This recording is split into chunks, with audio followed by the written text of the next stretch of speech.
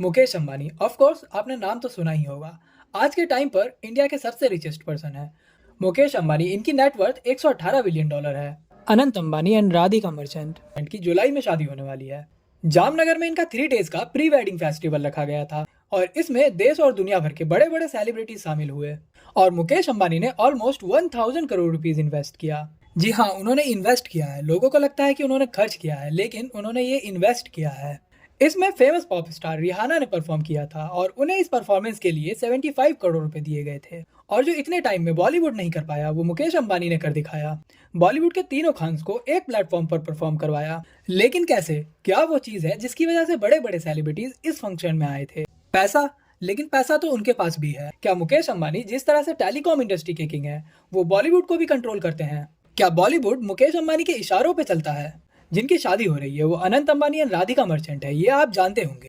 लेकिन क्या आप जानते हैं राधिका मर्चेंट वीरेन मर्चेंट एंड सैलिया मर्चेंट की बेटी है। और जो लोग कह रहे हैं कि राधिका मर्चेंट पैसों की वजह से अंबानी के पीछे है, जबकि सच्चाई तो ये है कि राधिका मर्चेंट बहुत ही रिच फैमिली से बिलोंग करती हैं। और इनके फादर वीरेन मर्चेंट इंडिया के बहुत ही बड़े इंडस्ट्रियलिस्ट हैं। वो एक बिलीनियर हैं। और राधिका मर्चेंट अपने फादर की कंपनी में काम करके करोड़ों रुपए कमाती हैं। अनंत एंड राधिका बचपन से ही एक दूसरे को जानते हैं और 2018 के बाद से ही वो दोनों साथ देखे जाने लगे थे। और उसके बाद से ही राधिका अंबानी फैमिली के सारे फंक्शंस में देखी गई हैं। और जैन 2023 में इनकी सगाई हुई और 1 से 3 मार्च को प्री वेडिंग। और इस फंक्शन को बड़े बड़े लोगों ने अटेंड किया। Bill Gates, Rihanna, Mark Zuckerberg, Bob Iger etcetera. लेकिन ये फंक्शन जामनगर में ही क्यों रखा गया? एक्चुअली जामनगर अंबानी के लिए बहुत ही इंपॉर्टेंट जगह। ये वो जगह है जहाँ से धीरूभाई अंबानी ने अपना बिजनेस स्टार्ट किया था। और यही वो जगह है जहाँ पर मुकेश अंबानी जी की मदर कोकिला बेन अंबानी पैदा हुई थी। इंडिया में जितने भी रिच क्लास वाले लोग हैं, अंबानी जी ने इस शादी के बाद उन सबको थोड़ा बहुत तो गरीबी का एहसास करा ही दिया है। इस फंक्शन में आधे से ज्यादा बॉलीवुड था। लेकिन ऐसा क्यों? शादी तो और भी अमीर लोगों की होती है, वहाँ क्यों नहीं होते? क्योंकि आज के टाइम पर अंबानी एक तरह से बॉलीवुड को कंट्रोल कर रहे हैं। रिलायंस एंटरटेनमेंट, जो कि रिलायंस की एक सब्सिडरी है, वो बड़ी बड़ी मूवीज प्रोड्यूस करती है और इनके डिस्ट्रीब्यूशन में भी हेल्प करती है। ये फैंटम फिल्म, धर्मा प्रोडक्शन जैसी कंपनीज के साथ काम करते हैं। और साथ ही 2016 में जियो सिनेमा भी लॉन्च हुआ था। और बहुत ही बड़ी बड़ी प्रोडक्शन हाउसेज में रिलायंस एंटरटेनमेंट ने अपना पैसा इन्वेस्ट किया हुआ है। और बॉलीवुड में जो भी कुछ होता है उसमें कहीं ना कहीं रिलायंस का हाथ होता ही है। फिर चाहे मूवीज प्रोडक्शन, म्यूजिक प्रोडक्शन या कोई अवार्ड शो, हर जगह अंबानी का पैसा है। और इनकी गेस्ट लिस्ट वो भी रैंडम नहीं थी।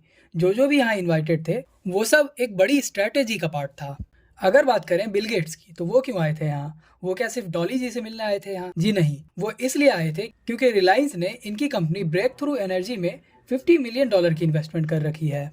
मार्क जुकरबर्ग वो क्यों आए थे यहाँ? क्योंकि वो रिलायंस इंडस्ट्री के जियो प्लेटफॉर्म्स में 9.99% स्टेक ऑन करते हैं। उन्होंने 43,574 करोड़ रुपीस की इन्वेस्टमेंट की थी। और डिज्नी के सीईओ बॉब आइगर भी आए थे।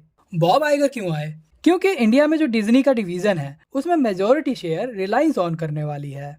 जब डिज्नी स्टार्टिंग में इंडिया आया था, उन्होंने हॉटस्टार को अक्वायर कर लिया और आईपीएल के स्ट्रीमिंग राइट्स को भी अक्वायर कर लिया था। बहुत पैसा खर्च किया था। उनको लगा था ये सारा पैसा आईपीएल से रिकवर हो जाएगा। 2020 में डिज्नी के पास आईपीएल से बहुत अच्छा पैसा आया था। लेकिन 2022 में मुकेश अंबानी की एंट्री होती है और वो आईपीएल के स्ट्रीमिंग राइट्स को डिज्नी से छीन लेते हैं और जियो सिनेमा पे फ्री चलाने लगते हैं। और इससे हॉटस्टार की सेल्स खत्म हो जाती है। अब डिज्नी ने जो इतने सारे पैसे लगाए थे वो सब वेस्ट हो रहा था। तो डिज्नी को मुकेश अंबानी के सामने सरेंडर करना पड़ा। और अब मुकेश अंबानी डिज्नी को भी ऑन करने लगे हैं। इसलिए बॉब आइगर को भी बुलाया गया था। और धोनी को क्यों बुलाया गया था? वो तो चेन्नई सुपर किंग के लिए खेलते हैं। धोनी जियो मार्ट के ब्रांड एम्बेसडर हैं और इसीलिए उनको वहां पर बुलाया गया था। वहां पर मनीष मल्होत्रा भी थे। और जो अनंत एंड राधिका ने कपड़े पहने थे वो मनीष मल्होत्रा ने ही डिजाइन किए थे।